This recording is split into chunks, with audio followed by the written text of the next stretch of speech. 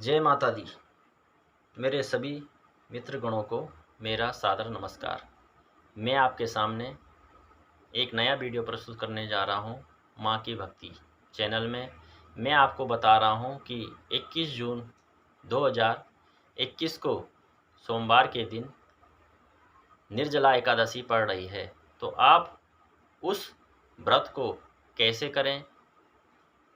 आप अगर उस व्रत को नहीं रख सक रहे हैं तो आप उसका पूर्ण फल कैसा प्रदान लें।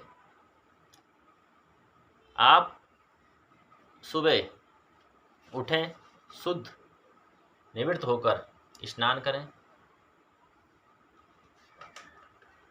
इससे आपको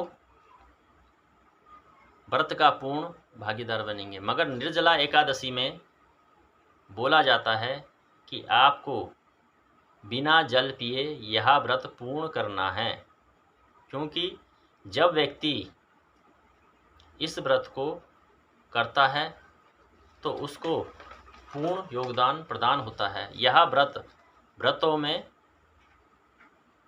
बहुत बड़ा है। अगर आप कोई भी व्रत ना करें और निर्जला एकादशी करेंगे तो आपको सभी व्रतों से पूर्ण फल प्रदान होगा। इसको भीमसेनी एकादशी भी बोलते हैं। अब मैं आपको एक छोटी सी कहानी बताता हूँ कि भीमसेनी एकादशी क्यों बोला जाता है।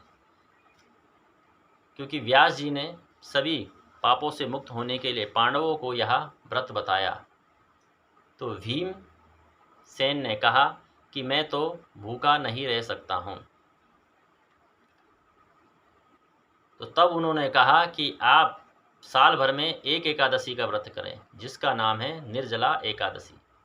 निर्जला एकादशी का व्रत जब आप करेंगे तो आपको सभी एकादशियों का व्रत का पूर्ण फल प्रदान होगा। तो तब भीमसेन ने यह एकादशी करी थी, इसीलिए इसको भीमसेनी एकादशी भी कहते हैं। यह एकादशी अपने में बहुत ही दुर्लभ है, क्योंकि इसमें हम पानी की बचत भी करते हैं। क्योंकि आप देख रहे हैं कि हमारे चारों तरफ वैसे ही हर चीज़ का संकट हो रहा है। ऑक्सीजन का संकट हो रहा है, कहीं कहीं जल का संकट भी हो रहा है। तो आप इससे एक दिन का पानी की वेस्टेज से भी बच सकते हैं, क्योंकि हम उस दिन निराहार रह के हम अपनी इंद्रियों को अपने वशीभूत कर सकते हैं, जिससे हमें यह पता चलता है कि हमारी इंद्रियां कितनी मजबूत हैं, कितने हमारे अधीन हैं कि हम अपने शरीर को अपने वशीभूत कर भी सकते हैं कि हम उनके वशीभूत चल रहे हैं।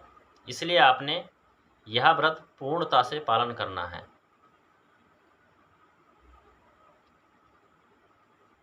आप सुबह उठें, शुद्ध स्नान करके आपने यह व्रत का संकल्प लेना है कि हे नारायण, मैं आपका यह निर्जला एकादशी का व्रत करने जा रहा हूँ। आप मुझे शक्ति दें कि मैं इसको बिना जल के कर सकूं।